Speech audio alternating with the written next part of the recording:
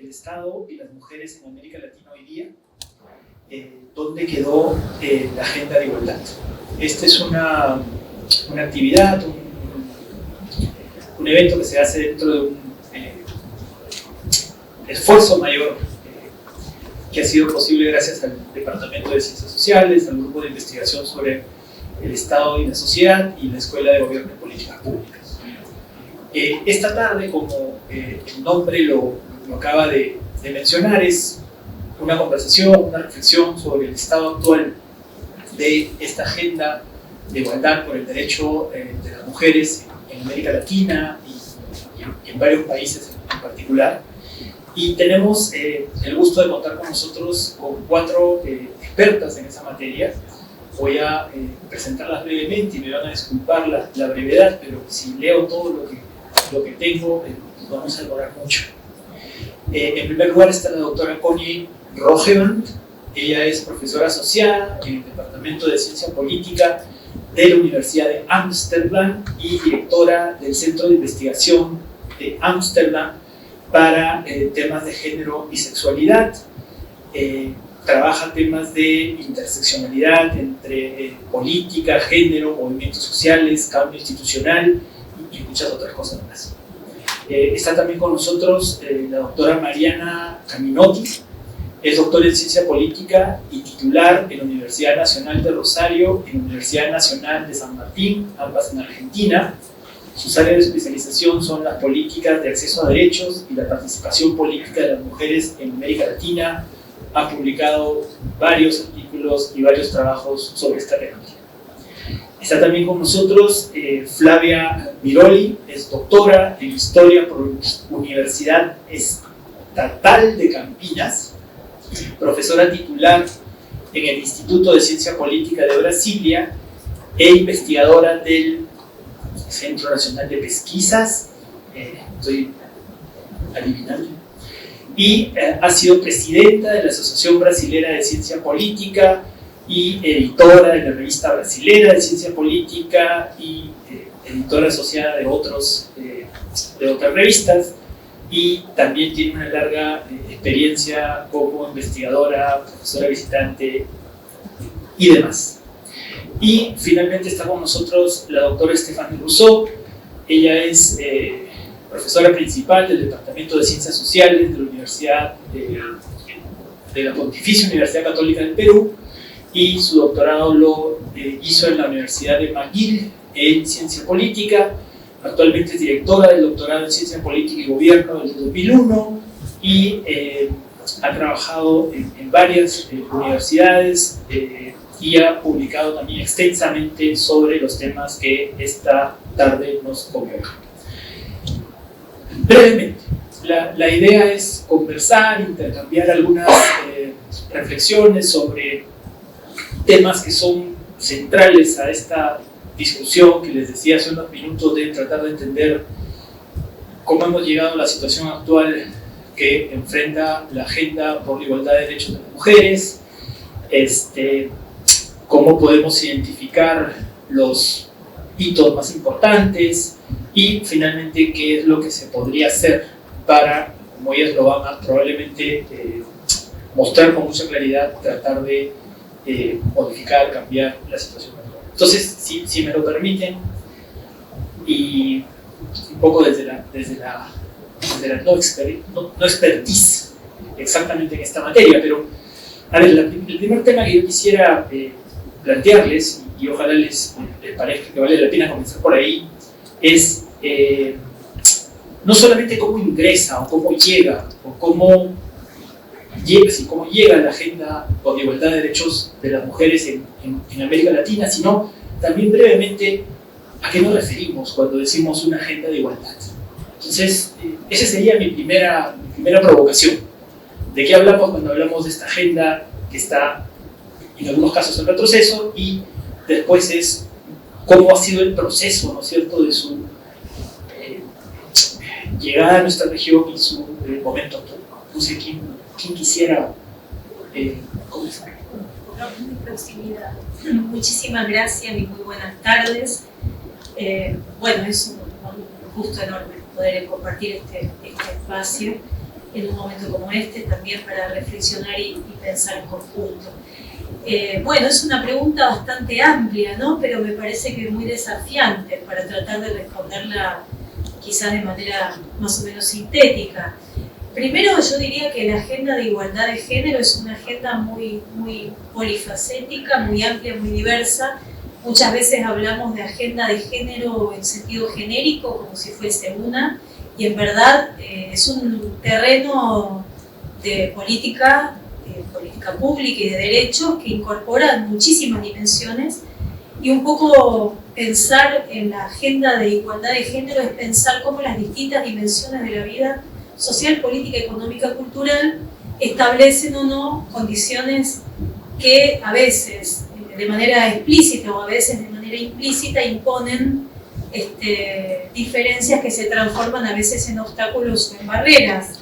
Para las mujeres esto ha sido así, digamos, históricamente, por un orden social que está armado de manera jerárquica, ¿verdad? Entonces, bueno, la agenda de género incorpora desde cuestiones vinculadas a la organización familiar, hasta cuestiones vinculadas a la participación en el mercado o en la economía, hasta la cultura, hasta la participación política, etc. Todas las dimensiones de nuestra vida están atravesadas por procesos de desigualdad, y lo que se busca cuando hablamos de políticas de igualdad de género o de igualdad de género en un sentido genérico es poder remover los procesos de discriminación abierta o a veces no abierta, no directa, que impiden que todas las personas podamos participar en los distintos niveles de la vida social en condiciones de equivalencia, ¿verdad? Y que no haya procesos de discriminación. Un poco eso es, yo diría de manera muy sintética, lo que entendemos por igualdad de género, y por lo tanto una agenda que tiene muchas arenas de política distintas y que no necesariamente siempre confluyen, ¿no? Hay debates que a veces se dan en paralelo y creo que una mirada sistémica de la igualdad de género implica pensar cómo, por ejemplo, cuando hablamos de participación política, que es un tema que en América Latina se ha generalizado mucho con las reformas de cuotas, de paridad que ha habido en la región, si queremos paridad en la política no podemos dejar de pensar qué pasa con las mujeres en el mercado de trabajo, qué pasa en la familia, qué pasa en la vida social en general para sostener una participación política, por ejemplo. Lo doy como simplemente un ejemplo, ¿no? ¿Cómo llega esta agenda? ¿Cómo se desarrolla en América Latina? Yo ubicaría, creo que hay muchas maneras de responderlo. Tal vez ubicaría como un hito los procesos de democratización de América Latina, fundamentalmente me refiero a la recuperación de las democracias de la llamada tercera ola, de los fines de los 70, inicio de los 80, nuestros días. Esos procesos de democratización que se dan en ese momento, entre 70 y 80, bueno, generan, por supuesto, una nueva apertura de canales de participación, donde en muchos países las mujeres son protagonistas muy importantes desde la sociedad civil, desde movimientos de base, desde organismos de derechos humanos, etc. Y en ese momento creo que esta agenda de democratización, que trae muchas expectativas de apertura política, de recuperación de libertades civiles, también trae un desarrollo a nivel internacional donde en este contexto singular de América Latina están pasando cosas en el mundo y estos procesos no se podrían entender si no pensamos, por ejemplo, en hitos como fue también en estos mismos años, la Convención sobre la eliminación de todas las formas de discriminación hacia las mujeres de Naciones Unidas, la llamada CEDAW, como se popularizó, que implicó un cambio normativo muy importante, ¿no? Fue una convención que por primera vez puso en el centro a las mujeres como sujetos de derechos, puso en el centro todas estas desigualdades que afectan la vida de las mujeres y de las niñas alrededor del mundo como un fenómeno absolutamente expandido. Mucha gente dice que es la Carta de Derechos Humanos de las Mujeres a nivel internacional, y la CEDAW trajo en esos años nuevas ideas. Llamó a pensar en los múltiples mecanismos de discriminación que hoy quizás tenemos más pensados y reflexionados, porque en ese momento no dejó de ser una novedad, y bueno, y tiene la fuerza de una convención que los estados que deben aprobar, ratificar, y ese hito normativo fue muy importante en América Latina. De hecho, América Latina fue la región del mundo donde más rápidamente se aprobó la convención. Los congresos o las legislaturas aprobaron la convención. Luego también creo que fueron hitos las conferencias mundiales de la mujer de esa década, la conferencia de Nairobi, la conferencia de Beijing, que nuevamente también fue una conferencia muy importante para América Latina, porque se da en un momento en que la participación en sentido amplio la sociedad está ávida de participar, los movimientos de mujeres se reorganizan tras procesos de dictaduras o de gobiernos autoritarios o de cierre de la participación. Entonces, estas conferencias, además también de traer nuevas ideas para el activismo, y no solamente para el activismo, porque de estas conferencias participan representantes de los estados y representantes de la sociedad civil, también ayudan muchísimo a la conformación de redes transnacionales que empiezan también a poder conectarse y empezar a desarrollar debates que luego tienen incidencia en los procesos nacionales, donde las organizaciones o los propios, digamos, las activistas también inciden luego en su traducción en políticas específicas, ¿no? Me parece que ambas cosas vienen de la mano, que fue muy importante para desarrollar lo que hoy llamamos agenda de género en todos estos campos, desde la participación política hasta otras, y precisamente me parece que en esos años, y sobre todo pasando la primera década democrática, algo que en América Latina fue muy importante fue todo el proceso de politización de la desigualdad en el acceso al poder de las mujeres, ¿no? Entonces, creo que esa agenda fue muy distintiva de la región, porque América Latina fue la región, la primera, donde nacieron las políticas de acción afirmativa electorales. Las llamadas leyes nacionales de cuotas surgen en América Latina. En Europa había otros mecanismos partidarios para resolver esta desigualdad. Entonces eso también habla de una forma de encarar estas desigualdades que pone el Estado en el centro, ¿no? Y que creo que es distintivo también del modo en que en América Latina se politizó la agenda de género en estos años y en adelante. La idea de que el Estado es garante de los derechos de las mujeres, en el caso de las cuotas, de los derechos políticos, pero eso lo podemos hacer extensivo a muchos otros campos de política pública, y que le imprimieron a estos años como mucho dinamismo. Y después, en las siguientes décadas, con las particularidades contextuales y los diferentes procesos, se fue generando un andamiaje participativo donde creo que la arena transnacional fue fundamental, porque a las conferencias mundiales de la mujer se suman las conferencias regionales de la mujer de América Latina y el Caribe, que también comienzan antes, pero cobran mucho dinamismo de los 80 en adelante, y que hacen que creo que son cada 2 años las conferencias regionales que organiza la CEPAL, se discutan agendas. Entonces, gran parte hoy América Latina cuenta con algo que podemos llamar una agenda regional de género, que luego tiene traducción en los distintos países, y eso ha hecho que haya bastante difusión de ideas, de políticas y de expectativas, por decirlo así, en el campo del activismo y en el campo de las políticas públicas, con todas las diferencias y las particularidades que pueden tener los países. Pero quizás yo señalaría un poco estos elementos.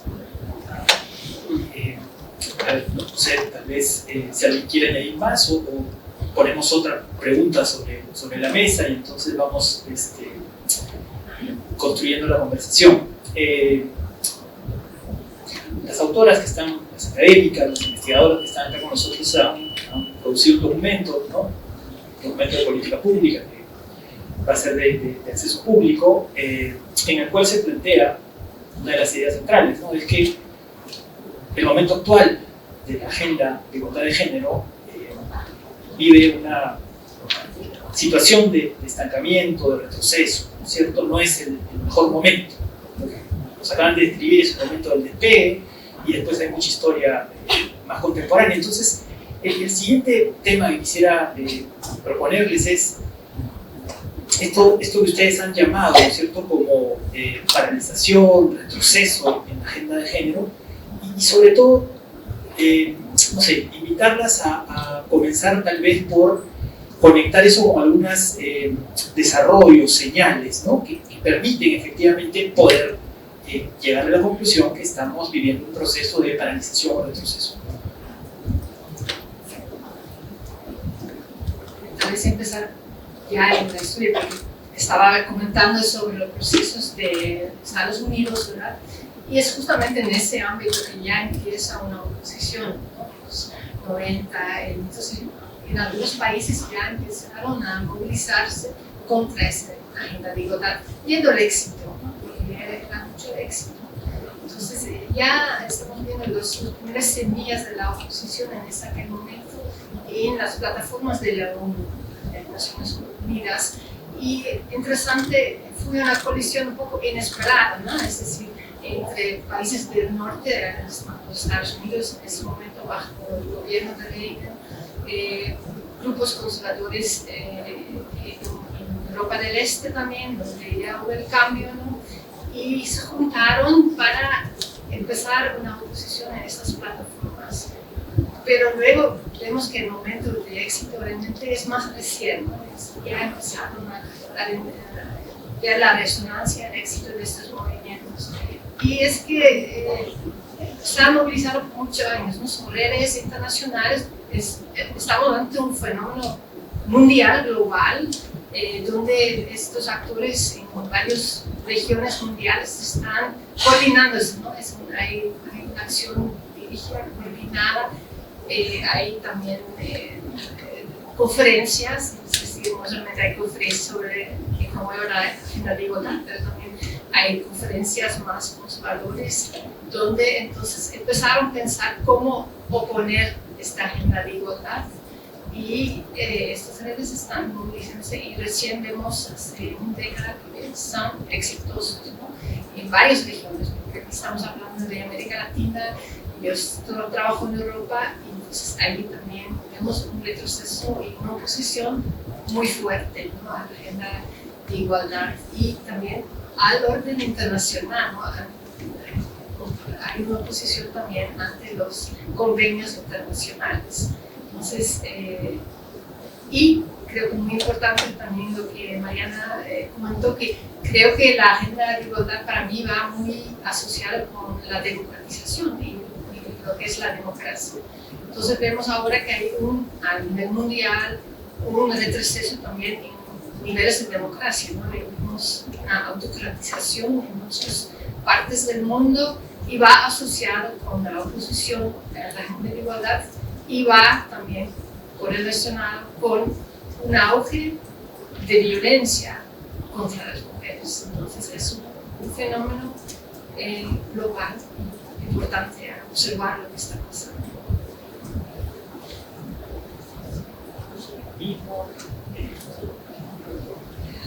Bueno, gracias.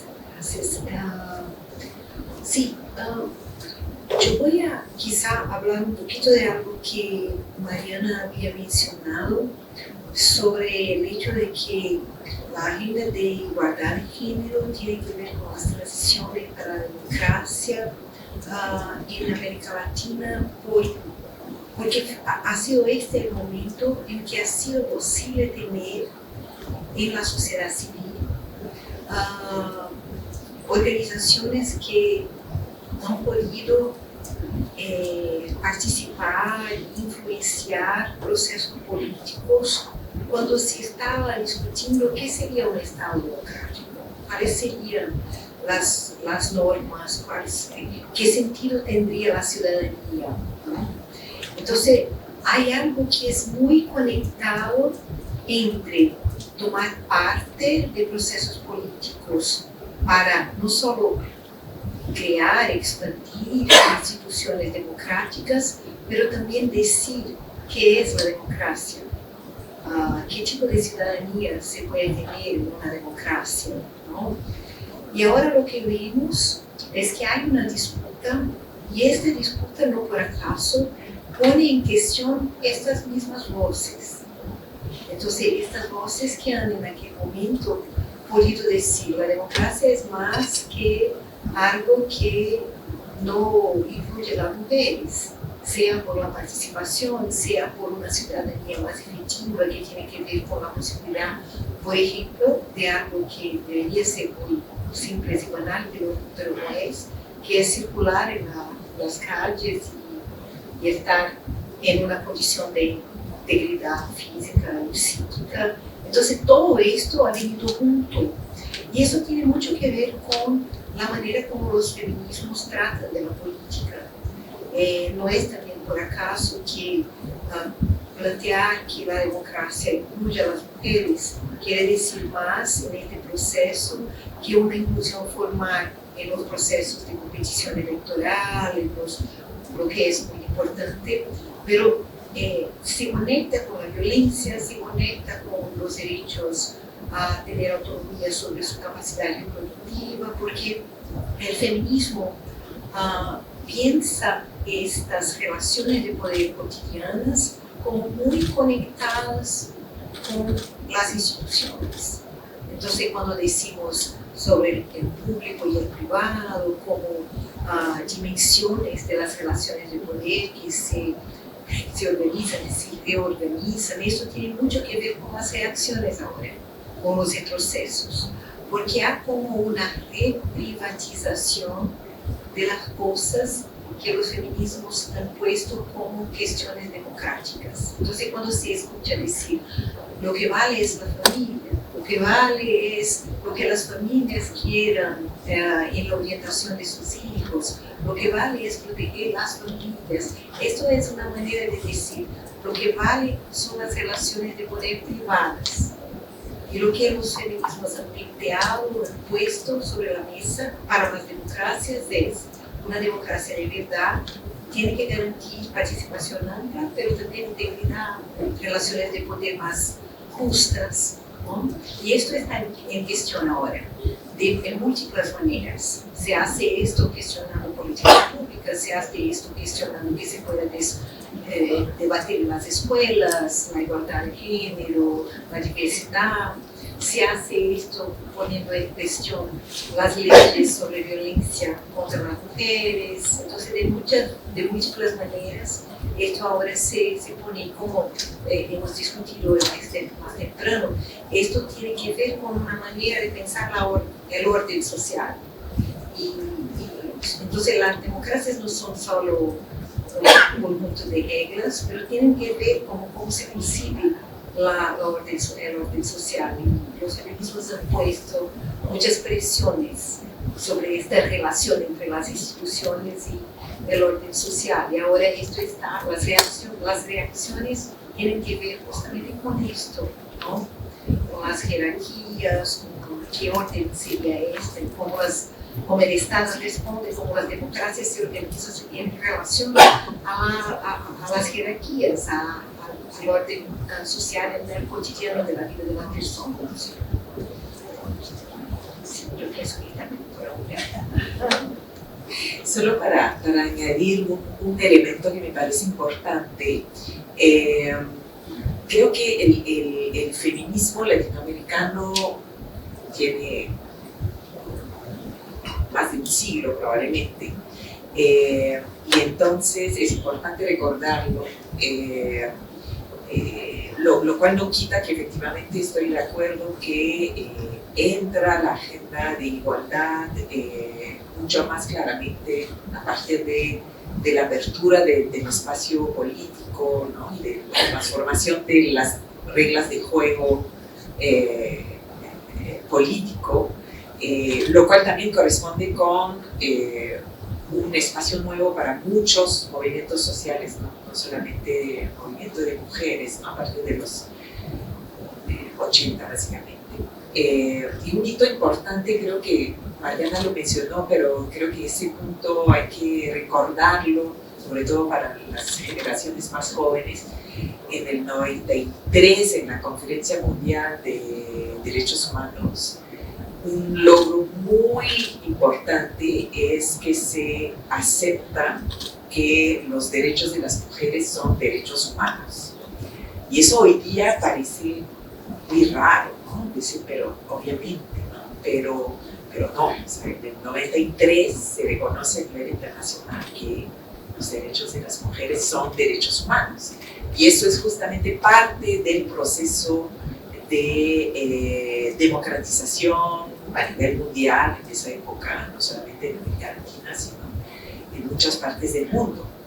Y lo que vemos ahora es también parte de una tendencia global, ¿no? Del cierre de la democracia, de los retrocesos democráticos que son asociados claramente o que se viven mucho a través de los ataques a diferentes derechos de las mujeres y de algunas minorías, ¿no?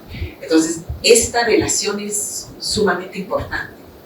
Democracia y derecho a la igualdad están sumamente vinculados y por lo tanto pensar en los ataques a los derechos de las mujeres hoy día es pensar obviamente en los ataques contra las bases del sistema político democrático.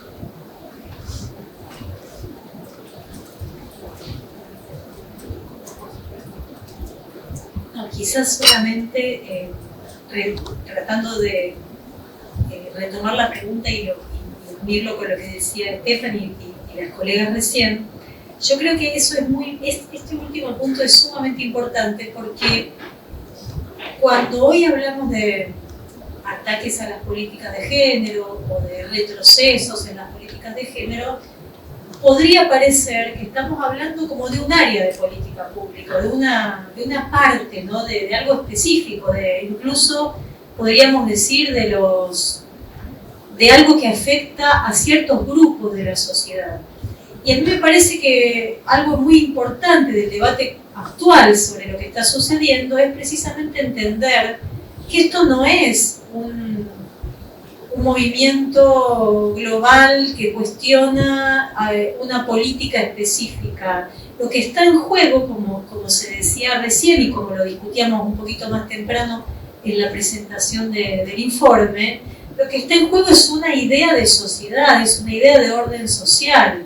Es la idea de una sociedad a la cual miramos desde una trama de relaciones, concibiendo que hay estructuras sociales que condicionan la posibilidad de las personas de desarrollarse de manera libre, de ejercer sus derechos de manera igual a otras personas, versus una concepción completamente individualista del orden social y político, donde de alguna manera se naturalizan ciertas jerarquías, ¿no? Entonces, es como retroceder desde una concepción que este desarrollo del feminismo y de las políticas de género un poco en un momento logró institucionalizar, que es la idea de que la desigualdad de género tiene que ver con una desigualdad que es estructural y que entonces no alcanza con la igualdad formal ante la ley para poder conquistar esa igualdad real o sustantiva. Y hoy estamos un paso atrás de eso, volviendo a pensar en un orden desigual por naturaleza, o como si fuese un orden natural que establece jerarquías y desigualdades y que hay que aceptarlas y volver entonces a una noción de la igualdad completamente formal. Entonces me parece, y esto va hacia el corazón de la vida democrática, como recién planteaban las colegas, con lo cual simplemente esto, entender que los retrocesos en este campo no son sobre un campo de política acotado, sino que hay un cuestionamiento que es mucho más amplio y que hace a nuestra forma de vida democrática común, ¿no? Y que por eso el retroceso democrático, esta es una dimensión tan central de lo que entendemos hoy también por retroceso democrático. Si me permiten insistir brevemente, si no les parece, seguimos adelante, y pensando sobre todo en los más jóvenes, hemos hablado en términos como muy profundos y yo quisiera insistir un poco con esto de cuéntenos un poco más de los casos en concreto, ¿no es cierto?, donde podemos decir ese es un caso de retroceso, ese es un caso de paralización para tratar de hacernos una mejor idea, ¿no es cierto?, de qué es lo que estamos poniendo sobre la mesa. Entonces, no sé si funciona, por favor. Yo voy a darle dos ejemplos que han pasado en Brasil, que yo pienso que ilustran un poco las variaciones que están puestas. Entonces, un ejemplo tiene que ver con el aborto legal o el aborto terapéutico, como se dice aquí en Perú. Entonces, en Brasil, en casos de violación, es posible que una mujer tenga un aborto legal desde 1940. Entonces, es como casi 100 años. Y esto no estaba puesto. Estaba puesto si había servicios de aborto legal, o si no lo sabía, pero no estaba puesto como una cuestión que una mujer que había sido violada no pudiera buscar un aborto. Y desde los años 2007, porque hay algunos marcos, han empezado a haber nuevos movimientos, nuevos tipos de activismo para impedir que niñas, por ejemplo, estoy hablando de niñas de 10 años, niñas de 11 años, de 12 años, que han sido violadas por sus tíos, por alguien del círculo próximo muchas veces, que estas niñas pudieran accesar un aborto, interrumpir un embarazo, ¿no? Entonces, esto es nuevo, pero más reciente hay algo todavía más nuevo. Durante el gobierno de la ultraderecha en Brasil, de Jair Bolsonaro, han intentado producir documentos oficiales que rechazaban la realidad de la ley, diciendo que no hay aborto legal en Brasil, hay aborto legal en 3 casos distintos en Brasil, pero este caso que tomo existe desde 1940 y han publicado documentos que decían que no hay. Y hoy día, ahora, después del gobierno de la ultraderecha, que ya no hay, tenemos toda una articulación que tiene médicos, jueces, políticos, ultraconservadores, para hacer con que médicos, personal de salud pública, estén permanentemente en riesgo de ser criminalizados. Entonces hay procedimientos nuevos que intentan incluir para como acompañar, fiscalizar los casos de aborto legal de una manera que hay que probar, a veces no se prueba. Y cuando son niñas no hay que probar. La ley está muy clara. Pero esto crea mucho miedo, entonces no se cambió la ley, no se cambió, pero se cambió el contexto en que se puede o no accesar un aborto y se cambió vamos a decir, la legitimidad está contestada, mismo sin cambiar la ley. Entonces, esto sería un ejemplo. En otros casos, y ahora muy rápidamente, se sacó el presupuesto. Entonces, en el caso de la violencia contra las mujeres, se sacó el presupuesto, pero también se han cambiado la manera de producir datos por institutos oficiales. Entonces, se cambió la manera de producir los datos para que los estudios sobre violencia pasasen a pensar en la violencia como un problema de familias débiles y no un problema de las relaciones, como decía Mariana, de las relaciones sociales de género, de un tipo de orden social que se tolera la violencia contra las mujeres. Entonces, esos son dos ejemplos muy recientes en el caso brasileño. Hay muchos otros. Acerca de los estudios comparativos internacionales, sabemos que hay varias cosas que están pasando. En algunos casos sí se ataca directamente derechos o se dice que no tiene lugar de derechos, pero muchas veces es como ya decía, que sigan los derechos o las políticas públicas en letra, siguen como nada pasó. pero sí está ya cambiando la implementación, los presupuestos ya no están. Y otra cosa que está pasando en muchos países son ataques a los ONGs, entonces el sector de la sociedad pública. Realmente vemos ataques bastante importantes, algunas legales, es decir, ya no pueden tener fondos internacionales, por ejemplo, y estos, los que reciben fondos internacionales, ya son etiquetados como agentes internacionales o sospechosos, siendo sospechosos, etiquetado como traidor del Estado en algunos países. Entonces son ataques fuertes a la sociedad civil que ya no puede seguir haciendo su trabajo, que a veces tiene que descontinuar sus servicios que son muy importantes para la sociedad, ¿no? Por ejemplo, en el área de la violencia son muy importantes los servicios que ofrece la sociedad civil porque no existen servicios públicos en muchos países. Y otra cosa que vemos internacionalmente y creo que es muy importante es un auge de violencia, de nuevo. Violencia contra algunos agentes públicos como políticos, académicos, gente que trabaja para ONGs, periodistas, pero también vemos una asociación entre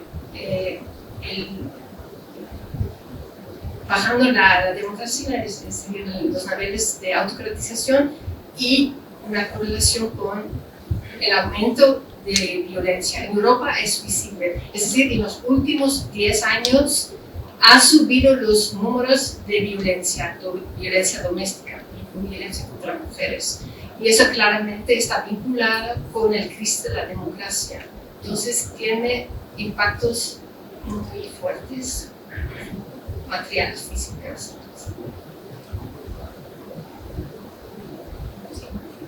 No, solo en esta misma línea, creo que el tema de la violencia es gravísimo en este momento cuando hablamos de retroceso, porque normalmente tendemos a pensar, y correctamente, digamos, erosión de normas o de políticas o de instituciones, que también ha sido otra modalidad que ha tenido el retroceso del compromiso con la igualdad de género en algunos países. Por ejemplo, en Argentina se eliminaron ministerios y áreas del Estado cuyo mandato tenía que ver con un ministerio nacional, que es la primera vez que había en la Argentina de la mujer, y por ejemplo una dirección de género y economía del Ministerio de Economía, que fue muy innovadora también. Bueno, eso es una manifestación bastante, si se quiere, explícita. Pero el tema de la violencia creo que hoy es muy importante porque está dando muchísimo la posibilidad de participación. Y a lo que decía Connie, me gustaría agregar, por lo menos hoy en Argentina se está viviendo muchísima violencia contra activistas, que se conecta con otra cosa, que es un discurso contra las feministas como enemigas. Un discurso contra feministas como enemigas que se ha generalizado, que lamentablemente se ha instalado, y que ayuda a legitimar una violencia más difusa que ocurre, por ejemplo, en redes sociales, pero que ha tenido manifestaciones muy graves, con ataques explícitos a periodistas, artistas, solamente por expresar una opinión política, no por ningún tipo de otro hecho, ¿no? Y esa violencia no se dirige solamente a esa periodista o a esa artista o a esa mujer en particular, sino que opera como un mecanismo de amedrentamiento, de atemorización de muchas otras mujeres que deciden retirarse de la discusión pública o no participar o dejar de expresar sus opiniones, ¿no? Y cómo opera esto también ocurre en otro tipo no solamente contra mujeres feministas, pero en el caso de mujeres y en particular de mujeres feministas, muy ligado, por ejemplo, a sexualizar las agresiones, con fenómenos extremos como generar videos falsos con inteligencia artificial con sus cuerpos y difundirlos por redes, por ejemplo, ¿no? Entonces son violencias difusas pero muy extremas, que hoy están siendo realmente un problema muy grave y muy difícil también de controlar. Por favor. Sí, a ver, solo para mencionar ciertos elementos muy concretos, en los últimos meses en Perú ha habido un retroceso en las condiciones para el acceso al aborto terapéutico. 4 de los 15 supuestos que el protocolo reconoce han sido eliminados, y eso afecta en particular a niñas y adolescentes. También un retroceso en las reglas de la paridad y alternancia, un retroceso. Y también el tercer elemento que quería mencionar, ahorita se me escapan, bueno, hay otros elementos, pero en el caso de Argentina, Mariana, ahora nos contabas que el gobierno de Milei ya no está, el sistema de salud ya no se está comprando anticonceptivos en el sistema de salud pública, ¿no? Entonces son elementos muy concretos que afectan la vida de las mujeres, los adolescentes y las niñas. Mariana, voy a poner un tema adicional, digamos, y como siempre podemos retroceder sin ningún problema. Mariana aludía, digamos, un poco a los desafíos, ¿cierto? Ella no usó el término, pero creo que perfectamente uno podría pensar en las organizaciones de mujeres, en las personas que hacían suya esta pelea. Y entonces la pregunta que quiero plantearles es, un poco lo han adelantado, pero quisiera que nos pudieran comentar algo más sobre los principales retos, los principales desafíos que están enfrentando las organizaciones de mujeres en este minuto, o tal vez podemos llevarlo a un plano, digamos, un poco más general y una curiosidad muy personal, ¿no es cierto? ¿Qué está pasando con el movimiento de mujeres en América Latina, o en Europa, o donde fuera? ¿Qué está pasando? Porque me da la impresión que no es solo un tema en el ámbito de las mujeres, es decir, muchos movimientos sociales están compartiendo, digamos, retos similares, como ustedes han planteado. Entonces, pero específicamente en el caso de las mujeres, ¿cuál es esta nueva situación? ¿Qué es lo que está marcando un antes y después? ¿En qué medida los retos que enfrentan las mujeres se parecen o no a los retos que enfrentan otros actores sociales que se movilizan, ¿no es cierto?, desde la sociedad para tratar de hacer un cambio a nivel de las políticas públicas? Si no les parece interesante, cambiamos de pregunta, pero...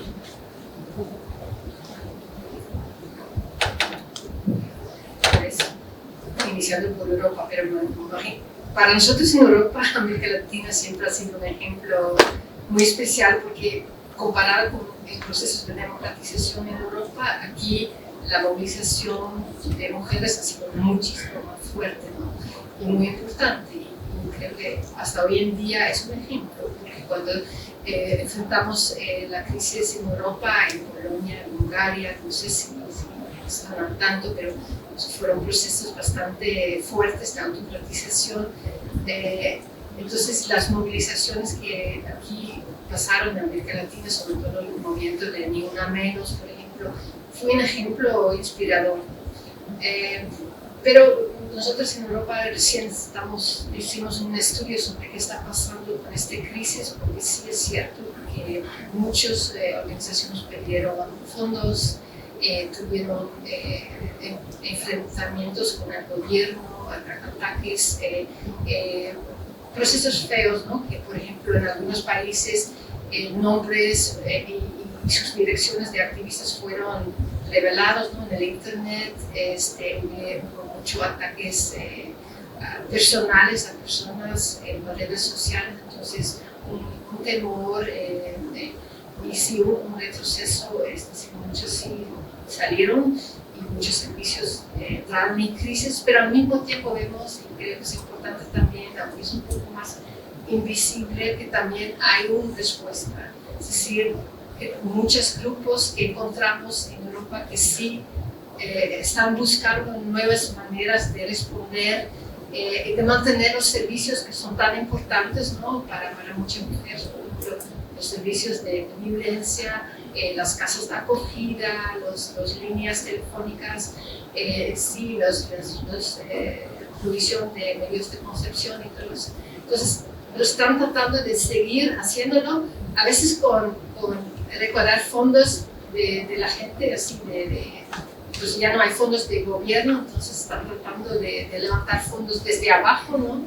Hay muchas redes de cuidado, entonces sí hay una respuesta también fuerte, creo, y me da mucha esperanza que sí hay una renovación también, al menos en Europa, del feminismo, que está tratando, aunque aún no sabe precisamente, pero están tratando, ¿no? de responder a lo que está pasando y crear sus redes. Entonces están retomando el espacio, el vacío que el Estado ahora, hay muchos vacíos, ¿no? Ya no hay, el Estado ya no provea y los redes feministas están tratando de reemplazarlos.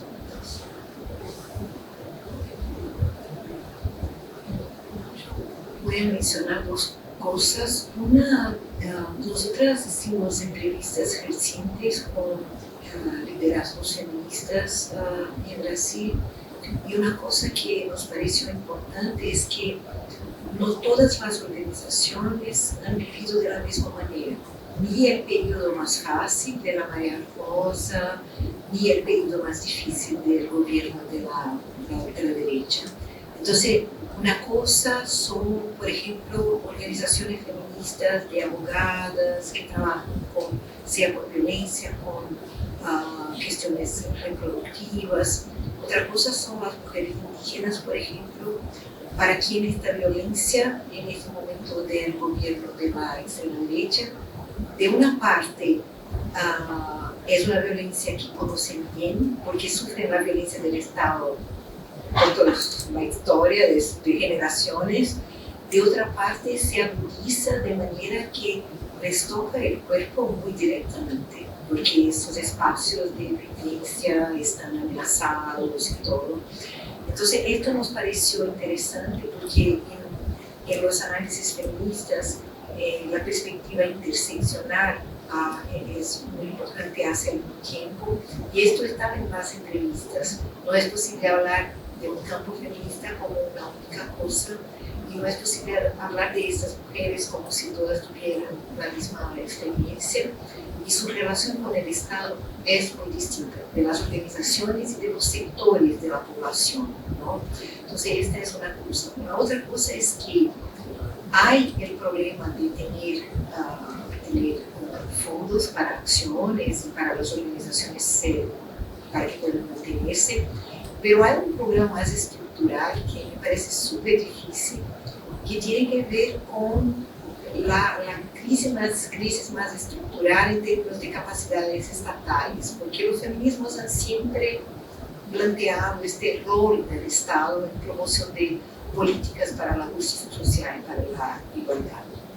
Entonces en Brasil ahora, por ejemplo, pero para ilustrar, tenemos una situación un poco mejor en términos de políticas, pero no hay presupuesto, las cosas están súper limitadas. Entonces, aunque tengamos reorganizaciones desde abajo, está muy difícil hacer políticas, y sin políticas es difícil hacer distribución de recursos, garantizar cosas. Entonces, esto me preocupa.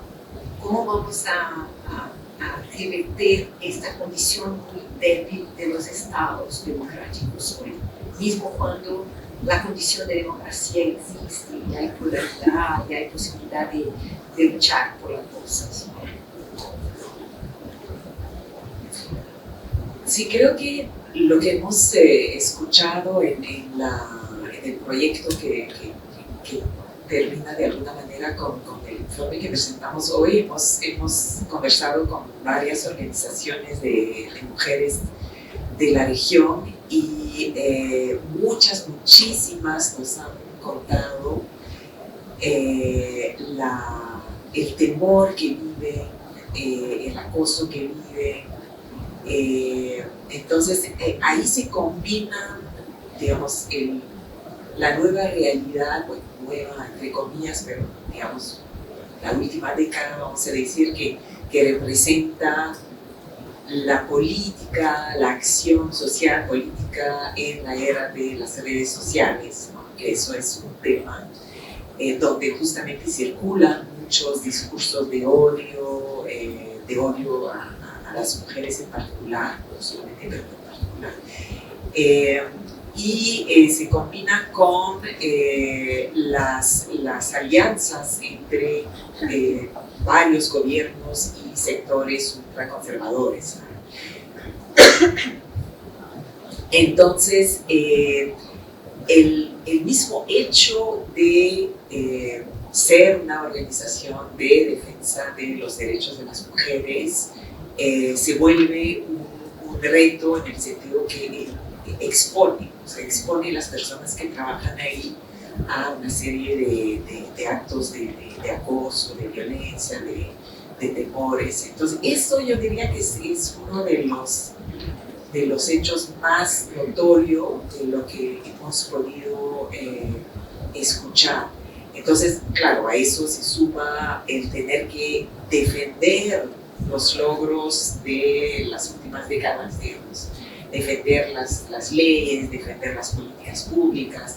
Ya me acordé la tercera cosa que quería mencionar de lo que fue del retroceso en Perú, la eliminación dentro del Ministerio de la Mujer de la Dirección de Transversalización del Género, que es una oficina importante que tenía como mandato tratar de hacer que dentro del Estado peruano se pueda utilizar el enfoque de género en el análisis de la política pública, en la elaboración de la política pública, etcétera, etcétera, ¿no? Entonces es una dirección importante, tal vez más a nivel simbólico que en los hechos, porque es una dirección que ha tenido muchos retos, muchas dificultades para realmente tener un impacto en el Estado. Pero igual es un golpe importante.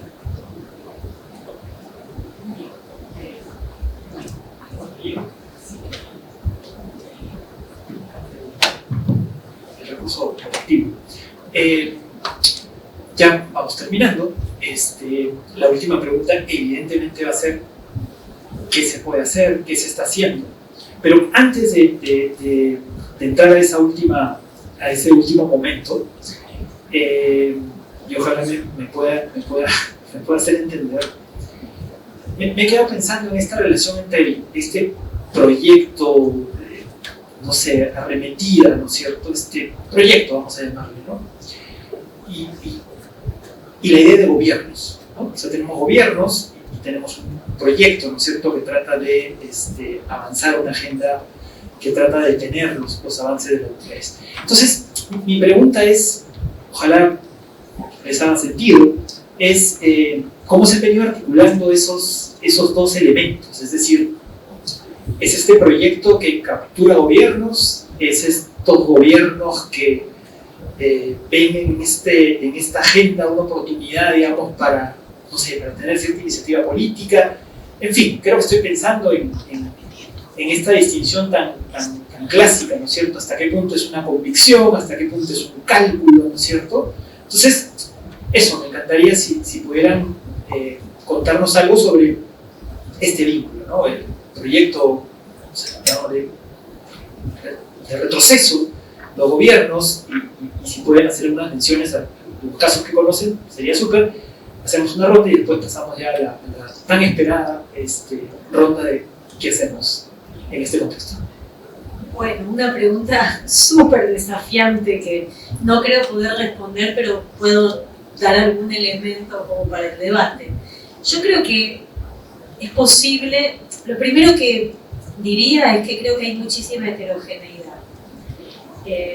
Me parece que sí, claramente hay una corriente global, un clima de época y muchos recursos y redes muy poderosas detrás de lo que han llamado proyecto para simplificarlo, y lo que por lo menos creo que me atrevo a pensar, ¿no? Esto no se basa, yo no soy una especialista en eso, pero lo que por ahí puedo observar es que hay en algunos casos liderazgos que de alguna manera no necesariamente quizás esta agenda sería una agenda prioritaria, pero sí encuentran una oportunidad.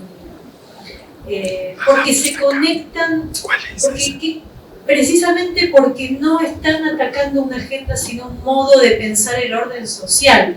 Y en este caso no puedo dejar de pensar en el presidente Milei, en mi país. Milei es un anarcocapitalista, y se autodefine de maneras muy diversas, ¿no? Anarcocapitalista, libertario, paleolibertario, etc. Podemos llamarlo de diferentes maneras, todas acordes a lo que él diría de sí mismo. Antes de que él llegara a la presidencia, el tema de género, yo nunca escuché que le importara, nunca escuché que lo criticara, no era una bandera. Pero cuando empieza a crecer su liderazgo, cuando sobre todo gana la elección y se transforma en presidente y empieza a querer tener un rol en estas redes de posicionarse en la derecha internacional, encuentra en esto una enorme oportunidad. Y eso viene también de la mano de una coalición bastante heterogénea, donde sin duda hay un conservadurismo, si se quiere, más tradicional, vinculado a los sectores religiosos conservadores, pero tal vez eso no es lo mayoritario, ¿no? También hay sectores del gobierno que en realidad tienen como una agenda más vinculada a un orden económico ultraliberal, donde esto le es funcional. Le es funcional porque también allana el camino para implementar ciertas políticas que en otro contexto discursivo, de ideas o cultural sería más difícil, ¿no? Entonces pienso que hay de las dos cosas. Pienso que en general me atrevería a pensar que en América Latina tenemos ambas cosas. Tenemos gobiernos que tal vez tienen una convicción ideológica mayor, por sobre todo vinculados a un conservadurismo más clásico, pero también una nueva corriente internacional vinculada también con una mirada sobre la sociedad y la economía que hace que esto resuene y que permita posicionar el liderazgo. Por ejemplo, me parece bastante sintomático que el primer discurso antifeminista explícito de Milei fue en la cumbre de Davos. Cuando él fue por primera vez a la cumbre de Davos, frente a un auditorio absolutamente del establishment económico, dijo claramente: el feminismo es la amenaza global. No eligió cualquier escenario para decir eso, ¿no? Y fue aclamado y bueno, se hizo célebre en esa conferencia. Entonces me parece que yo creo que la gran complejidad de este momento es que no estamos frente a un fenómeno simplemente de lo conocido, sino que aquí se conectan como identidades y agendas bastante distintas que convergen en este tipo de proyectos políticos. Bueno, sí, estoy muy de acuerdo con eso. Creo que en Europa, al momento que realmente empieza a tener resonancia o éxito estos movimientos es con el crisis financiero y después el COVID. Esos fueron realmente momentos de crisis donde empezaron a buscar, dónde está la culpa, ¿no? Y creo que ese es un momento de utilizar este discurso, porque sí hay mucho oportunismo. Y en fin, realmente creo que son movimientos que de nuevo están discutiendo lo que es la democracia. Entonces vemos claramente que hay un liderazgo en muchos países que busca un poder absoluto, ¿no? Ya no quieren la democracia liberal, es decir, que buscan tener poder mayor y es, bueno, es exitoso. Y las redes internacionales, ¿no? Entre los políticos. Es decir, vemos en muchos países hay como casi un, ¿cómo se dice en inglés? Playbook, ¿cómo sería en español? Un guión de políticas. Es decir, en Europa, por ejemplo, empezó con Orbán en país Hungría. Y muchos países están viendo lo que hizo y lo que fue exitoso y están tomando el mismo guión. Trump igual. Trump tiene dos estrategias muy claves, ¿no? Es decir, utilizando el Estado como arma y luego utilizando el Estado como una protección a los perpetradores. Y lo vemos claramente lo que hizo con, con las personas que fueron involucrados en el golpe, ¿verdad? Les excusó, es que le dio perdón, entonces utilizó el Estado allí como una protección a los perpetradores. Y entonces creo que, y de nuevo, es un guión que se va repitiendo en otros lugares, ¿no? Bueno, han dicho cosas con las cuales estoy también totalmente de acuerdo. Una cuestión que trabajamos mucho mi grupo en Brasil es esta relación entre los ciclos más largos de la democracia y los gobiernos en lo que dice respecto a las agendas de igualdad. Y esto nos está, como estamos todo el tiempo hablando de esto ahora, y una de las cosas que nos parece importante es que por algún tiempo el trabajo que había por parte de los movimientos igualitarios, no solo feministas, era como poner como cuestiones políticas de relevancia las cuestiones relativas a las desigualdades, no solo de género, pero otras también. Y esto se hacía de una manera que se podía tener eficacia con algunos partidos, no con otros, pero no había como un activismo en contra de esto que pleitease que son naturales las desigualdades. Esto no estaba puesto.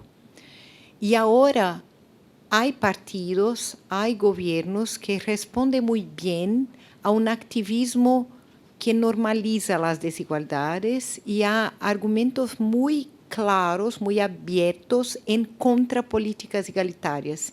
Y esto cambió el debate, cambió totalmente el debate. Tiene que ver con las disputas en torno de del sentido de la democracia, de los derechos humanos, pero es interesante porque las cuestiones de género están ahora en el centro, pero sirven para que estos gobiernos normalicen otros tipos de jerarquía también, otros tipos de desigualdades. Y esto nosotros podemos decir, bueno, es una oportunidad que tienen, es algo que quizá ni les interese tanto, pero de otra manera de pensar es que por qué las desigualdades de género son clave para el orden social, entonces las toman como una perspectiva para poner en cuestión todos los proyectos igualitarios. Esto es más como yo veo. Sí, yo también iba a ir en este sentido y creo que es interesante pensar en el título de este evento, ¿no? Es el Estado y las mujeres, y eso es parte de la reflexión en la teoría feminista, ¿no? Las mujeres necesitan al Estado para alcanzar la igualdad o no, y la respuesta mayormente, aunque bueno, hay debates, pero la respuesta mayormente es sí, porque el mercado no da la igualdad. Y bueno, la familia tradicional tampoco es una institución igualitaria, ¿no? Entonces, el aliado de las mujeres tendría que ser el Estado, ¿no? Y por eso es que se invierte tanto en incidir en las políticas públicas y usar las políticas públicas para fomentar una mayor igualdad. Y eso pasa muchas veces por políticas redistributivas, ¿no? O pensar las políticas desde una lógica no solamente formal, ¿no? De derechos formales, sino cómo se puede hacer un contrapeso a las tendencias del mercado en sí mismo que generan desigualdades, ¿no? Entonces, claro, estos grupos en Davos, los grandes billonarios que están detrás del gobierno de Trump, etcétera, no les interesa invertir en políticas redistributivas. Para ellos es totalmente lo opuesto de lo que buscan o de su visión de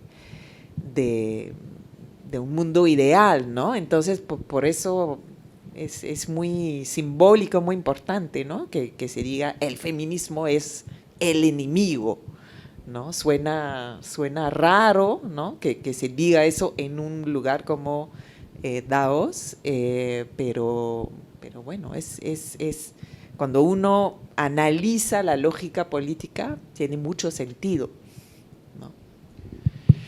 Me voy a desdecir un poquito y voy a apelar a su comprensión. He tenido yo todo el tiempo el gusto de preguntar, entonces habíamos contemplado también un espacio para preguntas de quienes nos acompañan. Entonces, ¿qué les parece si pasamos a las preguntas? Y en el cierre, ¿no es cierto?, porque seguramente varios de los comentarios van a ir en esa línea, venimos sobre qué podemos hacer frente a esta situación. Entonces, tenemos un espacio para preguntas.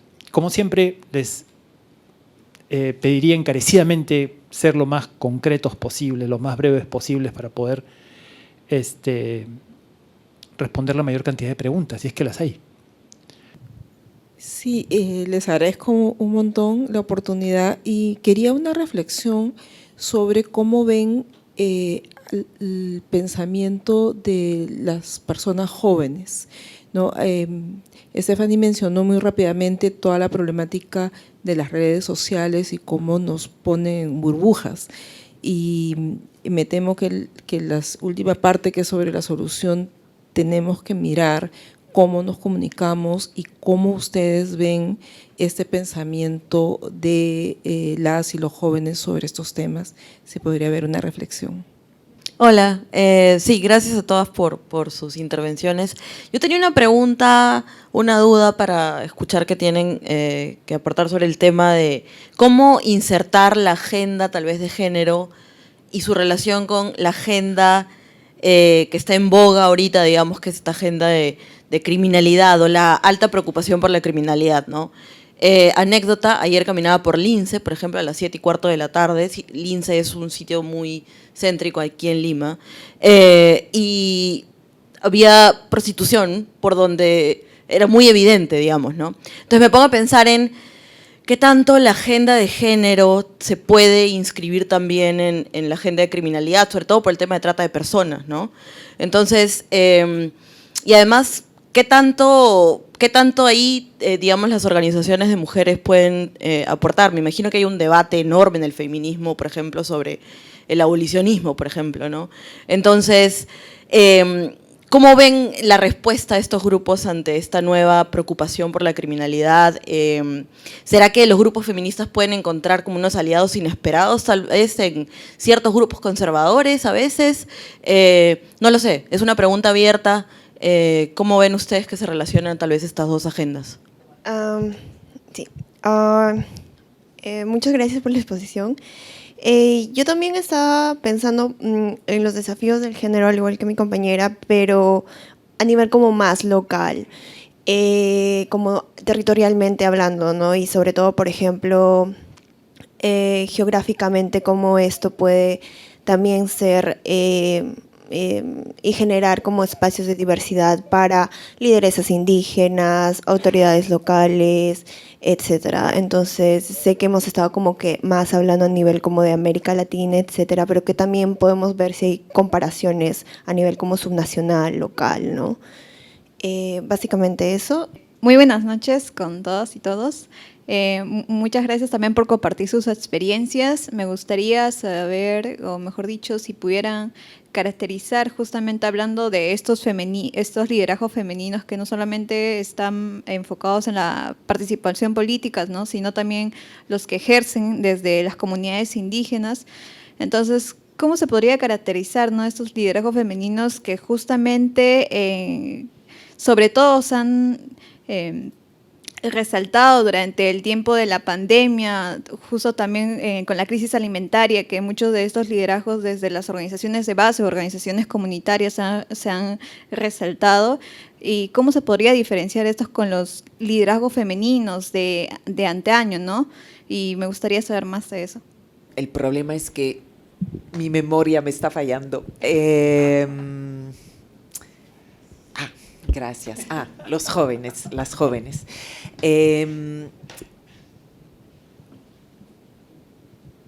hay mucho que aprender y entender sobre lo que está pasando con la juventud, porque a mí particularmente me sorprende que haya tanto entusiasmo por muchas ideas muy conservadoras en la juventud.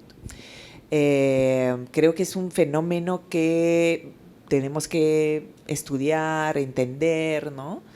No tengo ninguna idea del por qué, pero sí sé que es un tema sumamente importante. Es simplemente una especie de, bueno, para distinguirnos de la generación que nos precede, entonces, ¿no? Vamos a asumir ideas conservadoras, no sé. O posiblemente también están viendo muchos fracasos o errores o problemas, ¿no? De la generación que precede y bueno, están buscando una mejor vida, con mejores escenarios y creen que a través de una especie de regreso al pasado, a una sociedad tradicional, van a encontrar ahí más felicidad. Bueno, entonces algo hay que entender y claramente creo que el hecho que sea una generación, bueno, no creo que toda la juventud sea conservadora para nada, creo que hay una polarización muy fuerte, pero el hecho que los jóvenes son los más activos en redes sociales tiene un impacto, ¿no? Porque justamente esta polarización se ve y se crea este fenómeno de burbuja.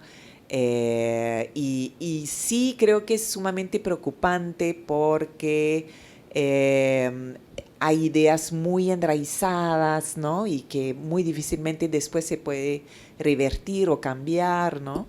Entonces creo que eso es un reto muy grande que tenemos como sociedad, como mundo, cómo pensar la democracia, cómo pensar la ciudadanía, ¿no? En un mundo de realidades, bueno, de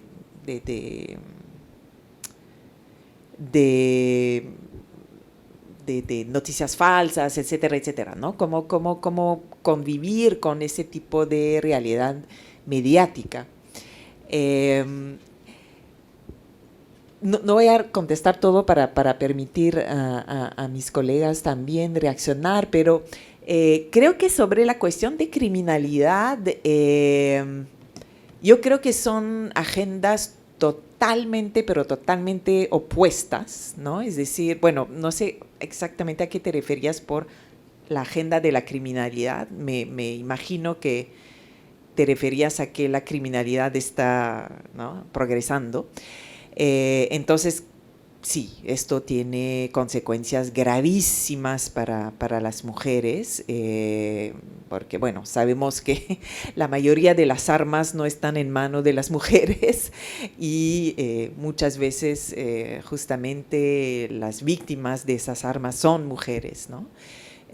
O si son hombres, bueno, dejan viudas, dejan sin padre, etcétera, etcétera, ¿no? Entonces, y efectivamente el nexo de las mafias con trata de personas, etcétera, etcétera, es sumamente dañina para las mujeres. Entonces, yo creo que sí hay un nexo claro entre la progresión de las economías criminales, cómo el crimen se inserta en los estados de América Latina cada vez más y lo que sucede en cuestión de retroceso de la protección, de la promoción de los derechos de las mujeres. Bueno, un comentario sobre la cuestión de los jóvenes. Una cosa que ahora sabemos un poco más es que las redes de la extrema derecha, de la ultraderecha internacional, miran los hombres jóvenes, ¿no? Entonces, esto ahora sabemos que no es como un acaso, y al mismo tiempo encuentran alguna receptividad. Y me parece que esta receptividad tiene que ver con los cambios en las relaciones de género, ¿no? Porque las mujeres no están donde estaban. Y esto quiere decir muchas cosas en términos afectivos, de trabajo, de cuidado, en particular de trabajo no pago, ¿no? Y tenemos que pensar esto con mucha clareza, porque cuando las mujeres no hacen algunos tipos de trabajo, esto tiene peso en la vida de los hombres, hace sus vidas más difíciles, ¿no? Y en tiempos en que las capacidades del Estado están afectadas, está muy difícil construir alternativas. Me parece que lo que necesitamos es ampliar los debates sobre las alternativas colectivas, públicas, porque, claro, si no hay, por ejemplo, ¿cómo se dice? Daycare, creches en español. Cunas, si no hay cunas, ¿quién cuida de los niños, no? De los pequeños. Entonces hay que haber soluciones que son colectivas y necesitamos del Estado para esto. Entonces es un problema, pero lo que a los jóvenes les están diciendo es que si su novia quiere trabajar vas a tener problemas, ¿no?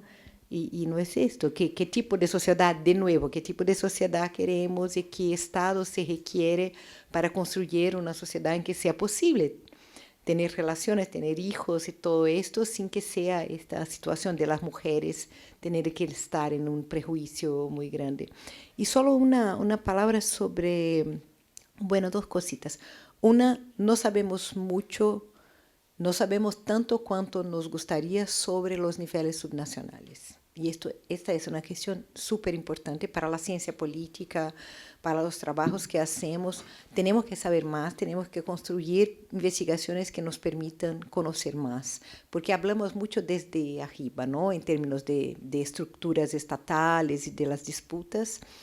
Y sobre los liderazgos desde las comunidades, una nota optimista es que se ve hoy que el lenguaje feminista es parte de cómo se organizan las mujeres en comunidades locales. Y esto tiene que ver con porque hay mucha reacción, pero también hay más grupos que abrazan la identidad feminista, lenguajes feministas. Y esto me parece muy interesante. Esto pasó en la COVID, esto pasa con comunidades indígenas, negras, en muchas partes de América Latina. Es esto. Gracias de nuevo por las cuestiones. Creo que voy a tomar el tema de criminalización. Disculpen. Para mí el reloj biológico dice que es ya 4 de la mañana. Entonces, pero creo que ahora algunos grupos políticos están tomando mucho el tema de criminalización de ciertos grupos, ¿no? En Europa lo vemos muy fuerte, de que tratan de atribuir la criminalidad a ciertos grupos sociales, ¿no? A los grupos de clase baja, o en Europa muy fuerte a los migrantes, a las minorías étnicos. Y es interesante que ahora, por ejemplo, tratan de cooptar el debate, por ejemplo, sobre la violencia. Entonces, sabemos que la violencia contra la mujer en su mayoría ocurre desde el hogar, en las relaciones íntimas, pero todo el tiempo tratan de dar otro discurso, un discurso de violencia incidental por algún hombre, bueno, con trastorno mental o con algún problema, o un migrante. Entonces eso en mi país, pero en mucha parte de Europa, están tratando de comunicar todo el tiempo de que la violencia es algo incidental, no es estructural, y que la única respuesta a eso es levantar los ¿cómo es? ¿Castigos? ¿Sí? Las penas. Es decir, no hacen un trabajo de prevención, de concientización, de protección, solamente levantar ¿no? Las penas y es una justicia de clase, como lo vemos en Estados Unidos. Es decir, la gente que termina ser castigados, porque la mayoría de perpetradores nunca son castigados, ¿no? Ni llegan al corte. Pero cuando sí, en algunos casos, siempre vemos que son estos casos, es decir, un migrante o algún, bueno, un caso específico que sí termina ser preso, ¿no? Entonces yo creo que es un tema muy, para mí, preocupante, de que creo que los temas de los jóvenes, de violencia, necesitamos muchas más campañas de concientización, de educación, de protección, y no responder así de forma criminalizando, ¿no? Bueno, quizás con el tema de juventudes estoy totalmente de acuerdo con lo que se planteaba, pero hay algo que creo que ilumina un poco, sobre todo esta capacidad que han tenido ciertos sectores de ultraderecha de ser eficaces en la llegada a grupos específicos de hombres, particularmente de hombres jóvenes, ha tenido que ver con que pudieron interpelarlos desde una situación como de mucha fragilidad, ¿no? Creo que han sabido tener esa clave de lectura y han sido quienes les han hablado y les han dado algún tipo de mensaje de inclusión en un sentido, no lo estoy diciendo en términos sociales, lo estoy diciendo de reconocimiento identitario, ¿no? Creo que eso hay que reconocer que han tenido mucho éxito en eso. Yo diría que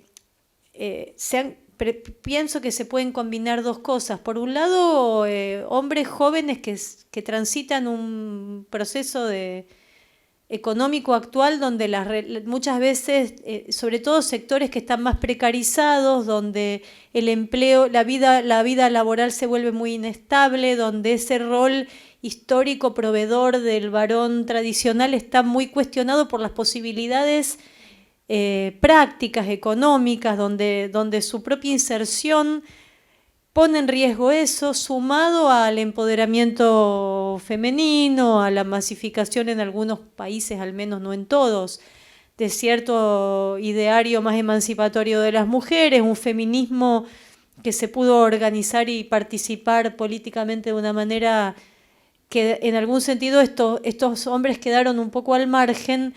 El dislocamiento de las relaciones afectivas y de pareja en esas edades por estos cambios que desfasaron de alguna manera las experiencias de vida de varones jóvenes y mujeres jóvenes, y una derecha que ha sabido mostrar, que ha sabido hablarles con un discurso de refuerzo de cierta masculinidad desde el punto de vista simbólico y mostrando como un discurso de rebeldía, ¿no? Entonces, hay un libro de un colega, Pablo Stefanoni, que se llama con signos de pregunta, la rebeldía se volvió de derecha.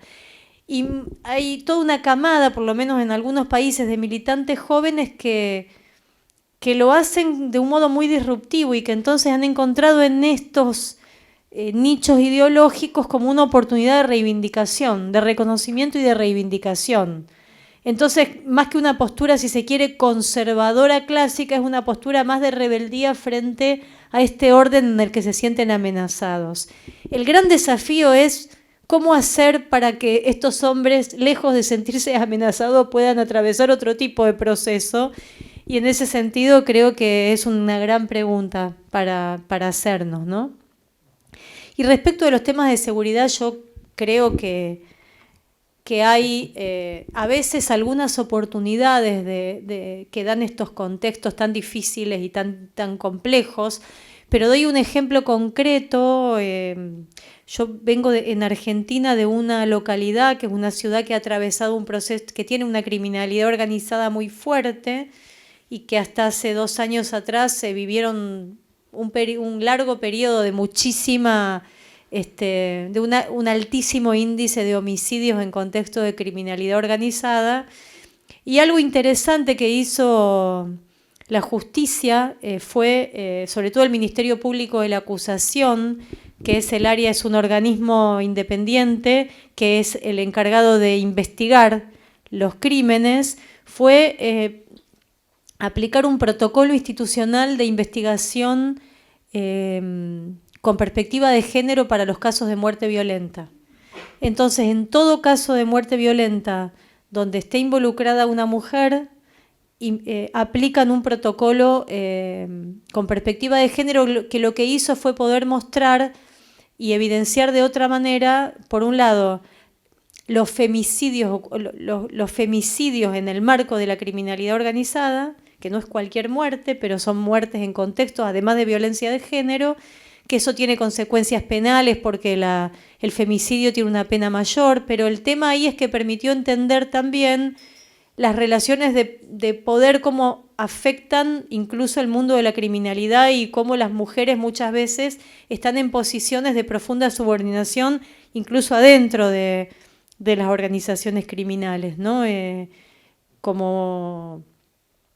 Digamos, de distintas maneras, pero me parece que a veces hay que encontrar como dentro, salirse. Creo que lamentablemente hoy en América Latina las políticas de seguridad están muy centradas exclusivamente en lo punitivo, son políticas punitivistas que no miran mucho más allá, pero quizás el desafío, hay un enorme desafío y hay gente que se ocupa, yo no conozco, hablo de oído el tema de seguridad, pero de poder tomarse en serio la agenda de seguridad y ver que las cuestiones de desigualdad cómo operan y de qué manera se puede empezar también a incidir en ese tipo de agendas duras para tratar de poder, no sé, hacer algún tipo de miradas, como por ejemplo la que estoy poniendo como ejemplo de la justicia, no de la justicia, de los organismos de investigación criminal, pero bueno, es solamente una pequeña observación nada más. Bueno, muchísimas gracias. Espero que les haya resultado tan interesante como a mí. Muchas gracias a las 4.